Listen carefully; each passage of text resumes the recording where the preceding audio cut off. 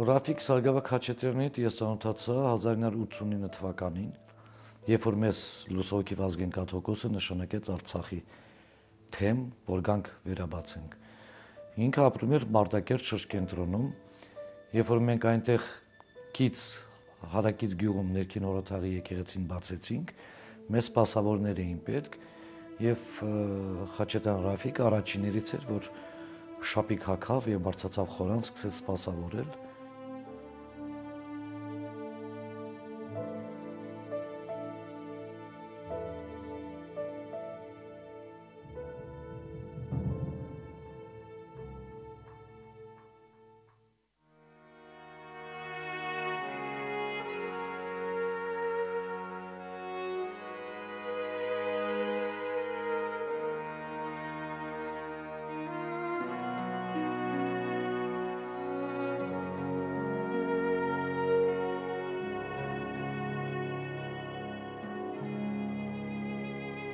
Մեր ընտանիքում դեպի հավատքը տեսմարտ չունեինք, ասենք տատս էր ամեն առավոտ հելնում էր Աստծուն աղոթում էր, ինքը ծիծաղում էր։ Երեխա ժամանակ ծիծաղում էր, որ դες բան չկա էլի, բայց որ եկավ ասենք 87-88 թիվը, հայրենասիրությունը դրդեց դեպի հավատը։ Ես ճիշտը տակ ասեի։ Ու ես ստիպում էի իրեն, որ չկա դες բան։ Հավատք չկա էլի, դա սուտ բան է էլի, որովհետև կոմունիստները 70 տարի տա են քարոզել, ես տա եմ տեսել, բայց ինքը ինձ համոզում էր, որ իսկական իսկա, ու դա Աստվածաշնչով էր համոզում։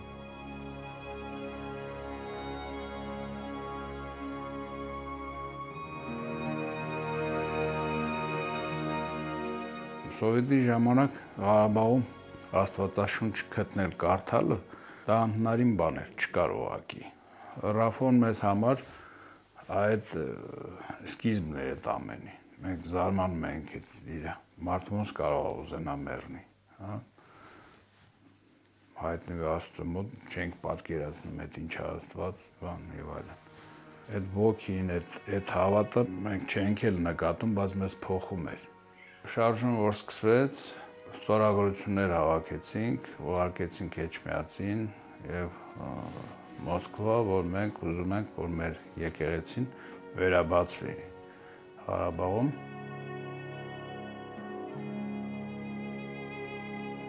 Ինքը տեսնում էր, որ հավատքն է, որ ժողովրդին պիտի միաբանի։ Եկեղեցը շուտ պիտի ժողովուրդը միաբանվեն։ Հայերը պիտի եկեղեցու մոտ միաբանվեն մի գաղափարի շուրջ, որ կարողանան պայքարեն թշնամու դեմ։ Ու ինքը մտավ ասենք այդ պայքարի մեջ։ Դու վերցրեց զենք, սկսեց պատերազմել Նեսիմ Շահումյան, Գետաշեն, Հադրուտ։ Позвольте от имени всех трудящихся Нагорного Карабаха Советской Армии.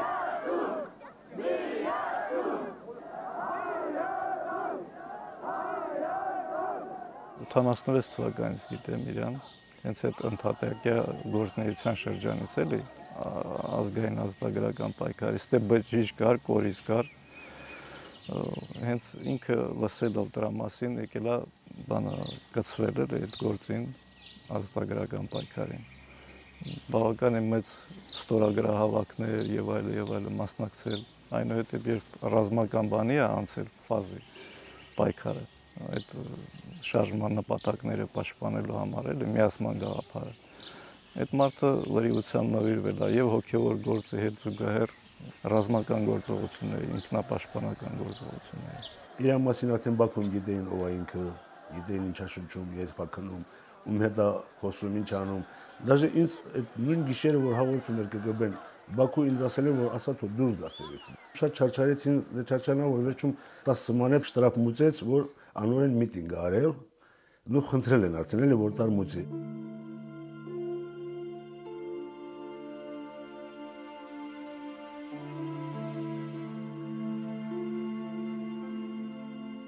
Մենք իրեն ուղարկեցինք Էջմիածին, Գեորգյան Ճեմարան, որտեղ նա մի քանի տարի սովորեց, բայց երբ որ սկսվեցին պատերազմական գործողությունները, ինքը անմիջապես ետ եկավ, որպեսզի գա լրացնի մեր զինվորների շարքը։ Կամավոր նետվեց մարտի դաշտ, որտեղ սովետական բանակում ինքը ստացել էր նռնական նետի մասնագիտություն եւ իսկապես շատ վարժ էր այդ գործում ինքը։ Отличник էր։ որ այդ իր սովորած բանակի սովետական բանակի այդ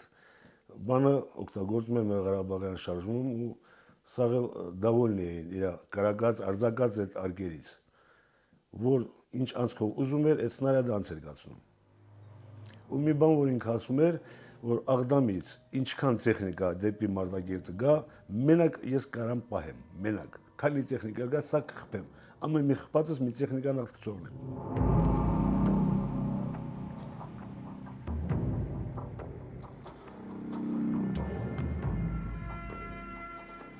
Բացառիկ զինվոր էր։ Գյուղեր կային նույնիսկ, որ այդ գյուղի մարդիկ պոստ չէին գնում, վախենում էին։ Բայց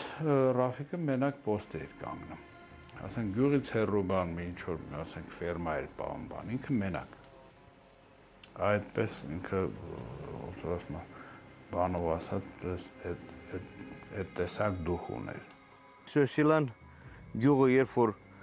դեպորտացման եզրին էր, մնացած ջոկատները զբաղված էին տարբեր գյուղերի պաշտպանությունում, ինքը միայնակ գնաց ու սահմանում կանգնելով թույլ չտվեց, որպեսզի մնացած գյուղի աշխարհազորը եւ գյուղի ջոկատը դուրս գա դիրքերից։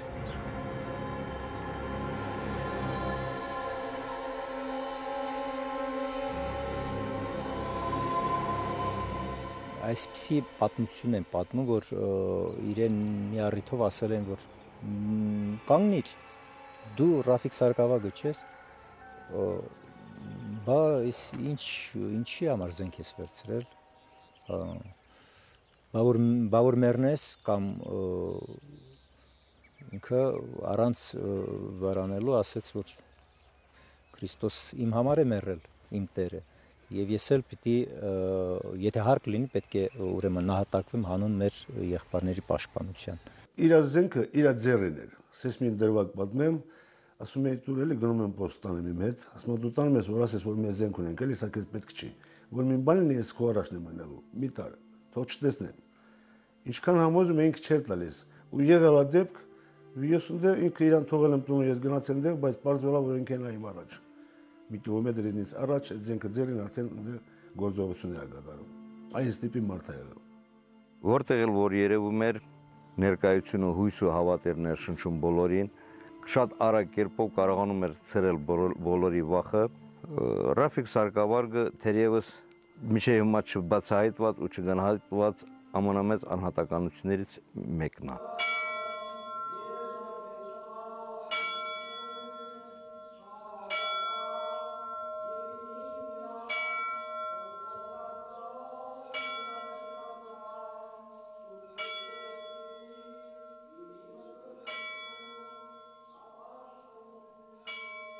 Այն ժամանակ, երբ որ դեռ Հորաթաղի եկեղեցին օտված չէր, այլ միայն Գանձասարն էինք բացել 89 թվականին, ինքը Տեր Թադեոսի հետ միասին եւ այսօրվա Տեր Բարսեղ Քահանան, որ այն ժամանակ դեպիր էր, ոտքով գիշերները վտանգավոր տեղերով երեքով գալիս էին Մարտակերտից Գանձասար, ուրբաթ երեկոյան գալիս էին, շաբաթ կիրակի մնում էին, երկուշաբթի վերադառնում էին։ Մեծագույն վտանգներով անցնում էին։ Եվ այս նվիրումը իհարկե շատ գնահատելի է։ Հայրենասիրության թող ոչ մեկը չնեղանա, թե կենդանիներից, թե զոհվածների հոգիները թող չխորովեն։ Ես չեմ կարող իրեն համեմատեմ որևէ մեկի հետ։ Ինքը եթե հնարավոր ուներ, Աստծոց կարող էր ժամեր, օրեր պարտ կանել, որպեսզի նվիրաբերեր հայրենիքին, ազգին, եկեղեցուն։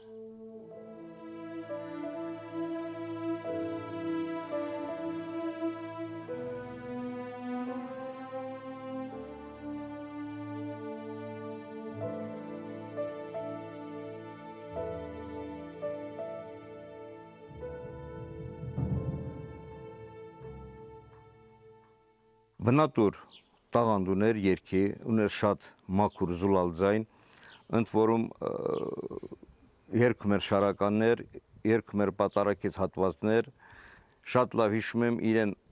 անընդհատ երգել ենք տալիս առավոտ լուսոն, նամանանդա չափազանց լավ էր կատարում։ Կատակասեր էր, բայց բան, իրանից այսպես լրջություն էր թափվում, էլի, սեր ու լրջություն, այդպես ոնց որ մի տեսակ ոնց որ խստություն, բայց մեջը սեր կար, էլի, ասենք հենց այնպես խստություն չէր, էլի, հենց ասենք գործի համար կարևոր էր, ուրեմն այդպես պիտի լինի։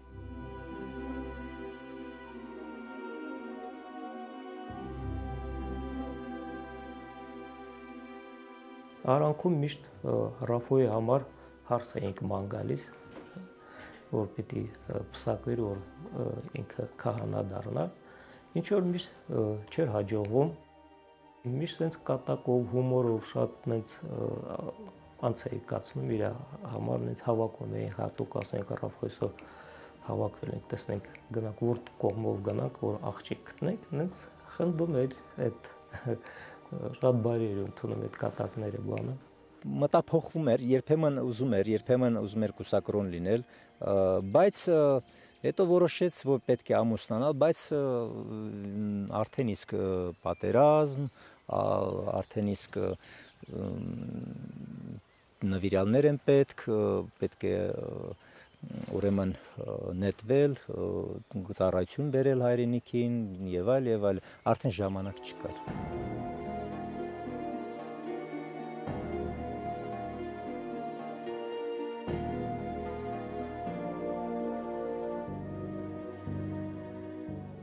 Այնտեղ ստացեց, որ ես իմ ավտոն չէի բերել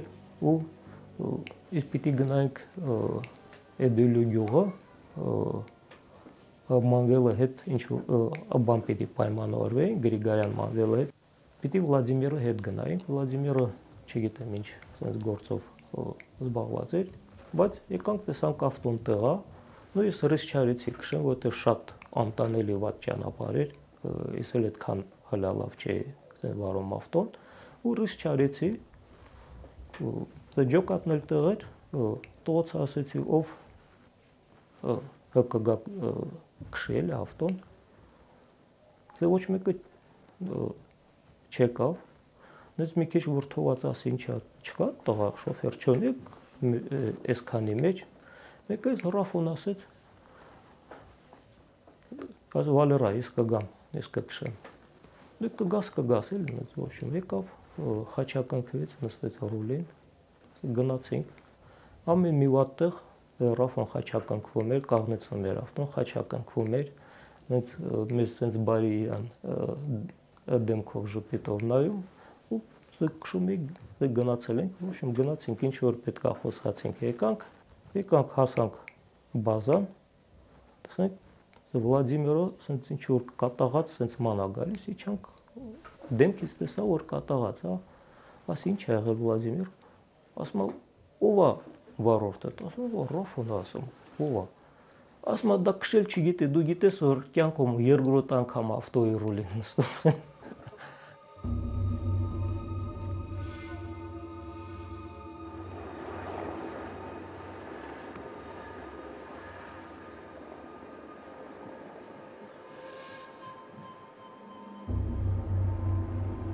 Ռաֆիկը ինքն էր կամավորագրվում, որևէ ջոկատի չէր պատկանում։ Ինքը պարտադրում էր, որ իրեն տանեին։ Նեղանում էր մեզնից, երբ արգելում էինք, ասենք, որ մի քիչ հանգստած եւ այլը նոր կմեկնես, կամ մյուս բանի ջոկատի հետ գնա, քեզ այստեղ աշխատանքներ շատ ունես։ Նեղանում էր մեզնից։ Ոնց կարամ ես ստե մնամ, երբ իմ ընկերներս մահու կյանքի պատերազմ են տալիս։ Եվ այդպիսի դեպքերից մեկն էլ այն էր, երբ հադրութում օմոնի ուղեկցությամբ ազերի բանը զինված ուժերը մեծ հարձակում գործեցին հադրութի գյուղերի վրա, ինքը մի քանի ջոկատների հետ միասին, Վլադիմիրի ջոկատի, Ռազիկի ջոկատի հետ մեկնել էին հադրութի ինքնապաշտպանությանը օգնելու։ Եվ հենց այդ մարտերից մեկի ժամանակ Ծամծյուրի մոտ պատկերացրեք մարդասիրական նպատակներով էլի իր մեջ քրիստոնեական գթասերտությունը նորից խոսեց իր մոտ կանգնած էր այն գյուղը որ պետք է ազատագրեն այդ գյուղացիներից մեկը եւ խնդրել էր որ իր տունը խնայի այդ որտեղ ազերիներն էին գտնվում ինքն էլ հենց խնայեց եւ պատասխան ընդունեց գնդակ որը իր համար եղավ վճռորոշ ինքը ամեն բորից առաջ աղոթք էր անում, որ զոհեր չլինի, բայց եթե զոհ լինի, ինքը լինի։ Ու հետ օրը տենց էլ ստացվեց։ Իրան մի անգամից խփեցին, տենց զոհվեց։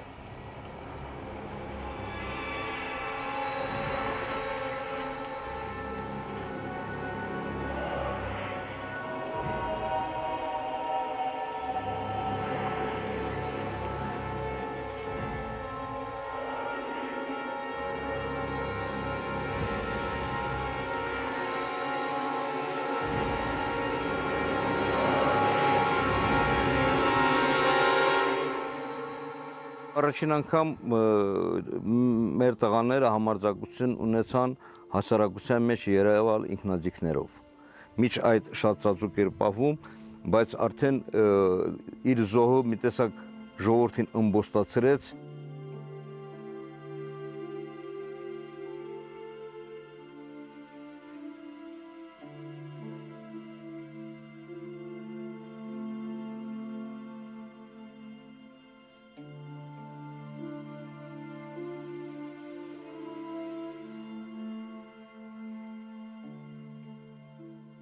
Մենակ գրաֆիկը չի, ռախսինքային ընկերները շատ ընկերներ են կորցրել։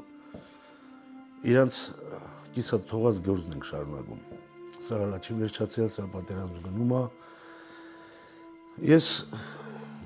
իմ կարող է իր տված դասերն է, այդ հայրենասիրական դասերն է, որ իմ մեջ խորացել է։ Սա է այս սահմանն է, որ հողը հայրենիքը, որ պիտի պաշտպանեմ։ Ես միջև այս սահմանների հարցը, միջև Ղարաբաղի հարցը չլուծվի, երևի այս զինվորական զգեստը չանենք։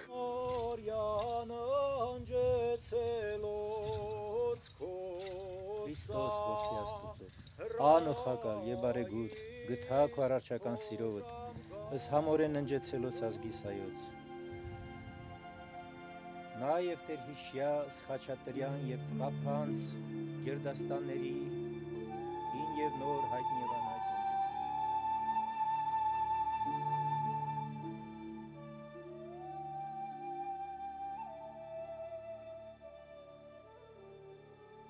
Ինքը տեսնում էր, որ մեր ապագան